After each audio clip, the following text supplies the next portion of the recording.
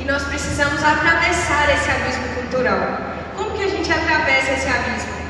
Com o estudo bíblico, através do conhecimento do contexto histórico, do que estava por trás do que está escrito. O que estava acontecendo ali? A gente precisa compreender o contexto histórico das escrituras, para a gente poder compreender e poder entender o contexto das coisas, para a gente poder atravessar esse abismo cultural. E a gente precisa, quando a gente vai estudar a Bíblia, entender que no meio desse abismo cultural, a gente tem o fato de que a Bíblia ela foi escrita em muitas línguas, até chegar no português. E a princípio, ela foi escrita em 3 línguas. E quais são essas 3 línguas? Grego, primeiro hebraico, aramaico e depois o grego, Então, originalmente, a Bíblia foi escrita nessas 3 línguas. E a gente ainda perdeu, muito da língua hebraica, Hoje a gente tem um estudo para poder compreender o que estava escrito no original, mas muito do alfabeto hebraico, muito do contexto hebraico a gente perdeu ao longo da história. Então a gente precisa compreender que a gente tem dentro dessa distância cultural o fato de que a Bíblia ela foi escrita originalmente em 3 línguas e foram muitas outras línguas até chegar no português.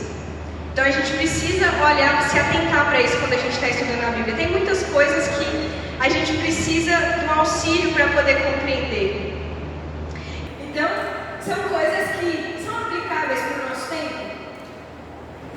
São coisas que foram aplicáveis para uma situação específica que Corinto estava passando, que a cidade de Corinto estava passando, Então, um problema que estava surgindo na igreja e que Paulo estava tentando resolver.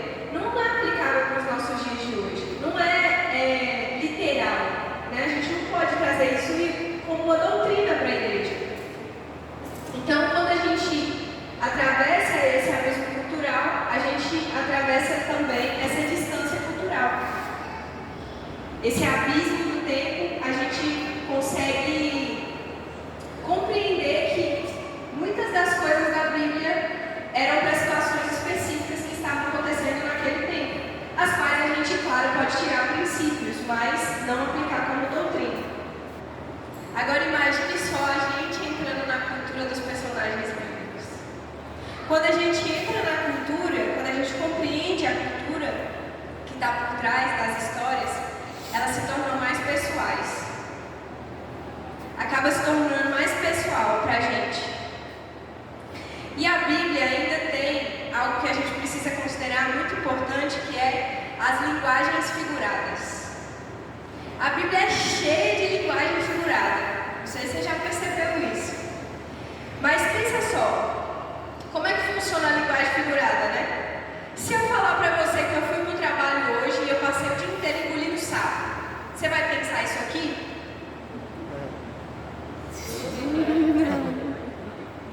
Que eu passei o dia inteiro comendo sapo? Não, Ainda bem que não. Depois vai falar que ele é o caminho, a verdade, a vida. Ele é uma estrada aqui que a gente passa, uma linguagem figurada. Vai dizer também que ele é a porta das ovelhas, ele não é uma porta que a gente bate. Ele é a porta para o único caminho. E vai dizer que ele é o pão. Ele não é o pão que a gente come, não.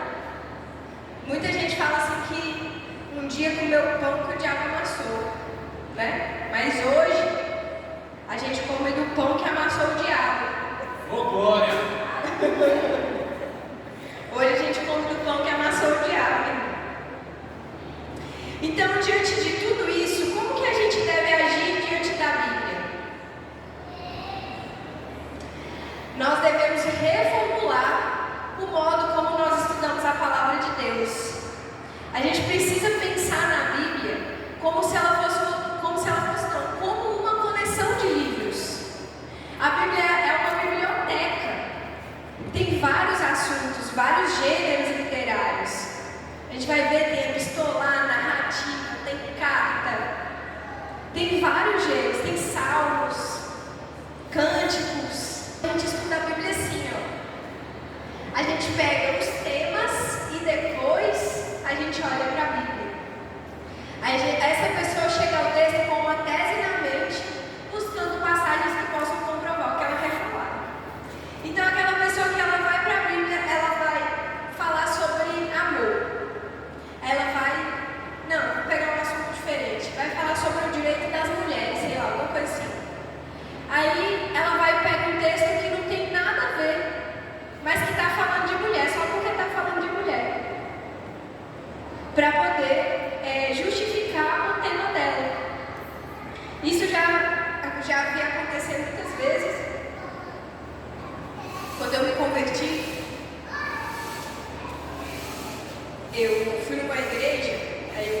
começou a pregar. Aí ele estava aquele mover. Amém. Só que ele começou a falar uns negócios assim, engraçados. Ele estava pregando de João. E aí João fala, né, que João, ele andava no deserto, e ele vestia roupas de pelo de camelo, né? E ele comia mel, e comia gafanhoto. Aí o pastor veio falar: porque você, irmão, tá igual o João Batista, comendo gafanhoto no deserto. Mas eu quero te dizer nessa noite, o mel vai chegar, porque a vitória tem sabor de mel. A sua vitória vai chegar, irmão, e ela tem sabor de mel. João comia gafanhoto, mas Deus proviu o mel para ele. Pode estar amargo agora, mas vai ser doce como mel. Aleluia, recebe. Então ele usou um texto para falar daquilo que ele queria, falar de vitória do crente, que não tinha nada a ver. Né? Se a gente for olhar o contexto histórico, não tinha nada a ver com o que realmente quer dizer. Então o dedutivo faz isso com a gente. A gente vai para a Bíblia com um tema na mente, querendo justificar. E a gente não pode fazer isso, porque isso é perigoso, faz a gente usar textos fora de contextos. A gente tem que fazer dessa maneira aqui. Nós temos que ir para a Bíblia e depois procurar os temas. Então a gente vai ver lá o que está falando no texto, e de lá a gente vai tirar um tema. A pessoa chega ao texto bíblico para descobrir a tese.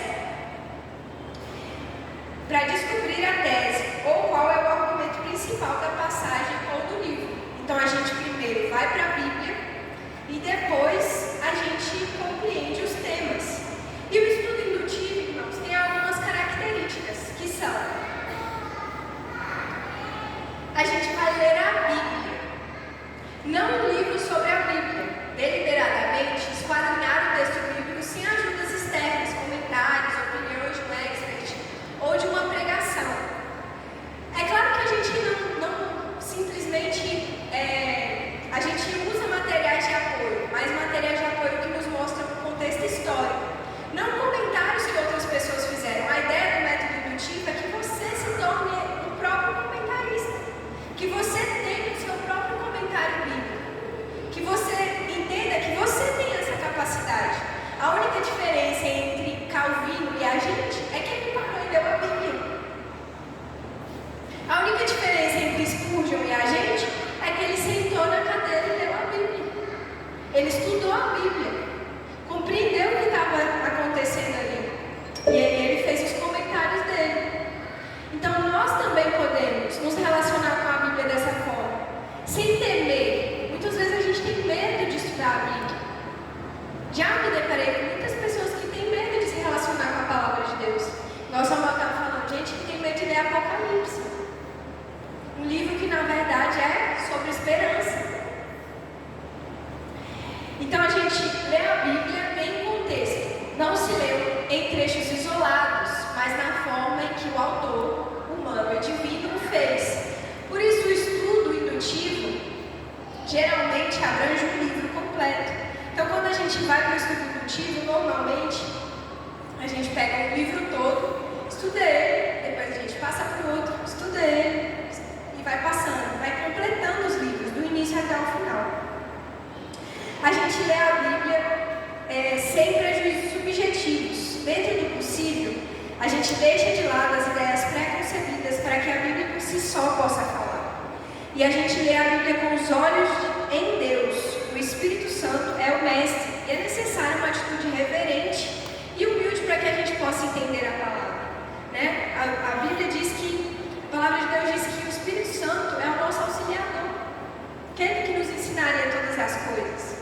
Então, quando a gente vai ler a palavra de Deus, a gente deve, qual é a nossa atitude?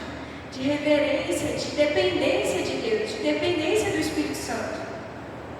E a gente vai ler, reler e ler de novo, e ler mais uma vez, e ler mais uma, a Bíblia. Não é uma leitura casual, é um estudo disciplinado que demanda uma séria diligência e observação do texto bíblico. O que a gente vai se tornar? Nós vamos nos tornar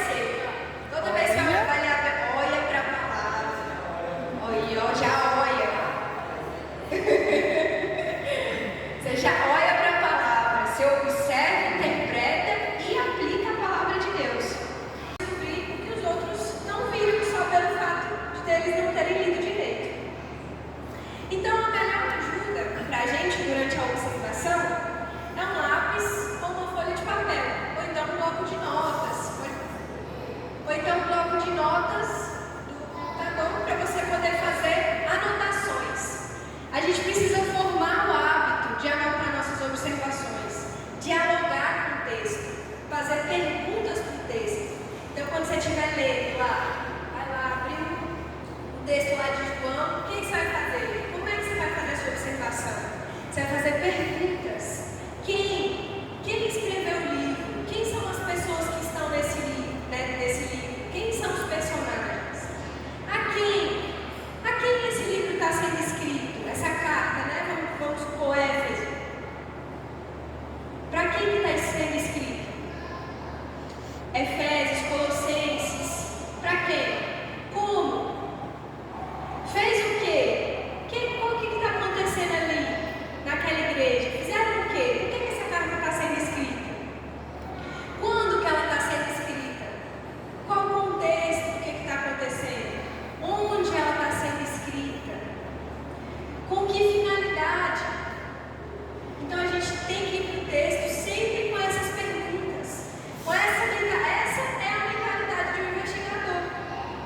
Não só olhar para a Bíblia, só fazer aquela leitura corrida, mas fazer perguntas. Pode passar.